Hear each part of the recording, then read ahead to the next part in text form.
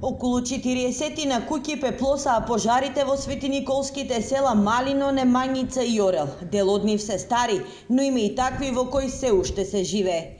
Потресни сведоштва за очајни собственици кои не сакале да ги напуштат домовите и стоката.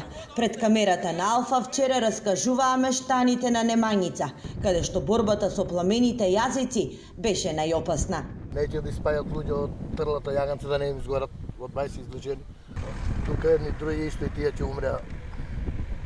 Тројца. Тај стариот неќе да испадне, оние куќата горела, ќе ја гасат.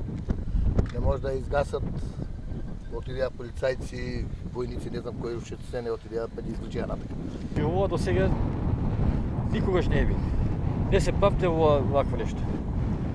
Пола село изгоре. За 15 минути воѓено дојде од село Орел до тука. Ноќеска драматично беше и во селата Ерџелија и Мустафино, каде пламените јазици беа на само 1 километар од првите куќи. Пожарникари вработени во јавните предпријатија со помош на местното население, за да ги заштитат цела ноќ со механизација правеле обрачи околу нив. За среќа огнот не успеал да ја пробие земјената барикада. И денеска ветрот е сојузник на огнената стихија, па затоа од ЦУК апелираат да се престане со палење на стрништа, а граѓаните да бидат крајно внимателни.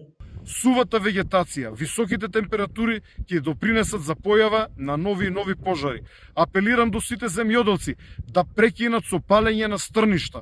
Палењето на стрништа треба да го посматрат како обид за убиство, затоа што пожарот од тоа стрниште може да навлезе во блиската трева, оттаму во блиската шума, во блиското село и да убие некој човек.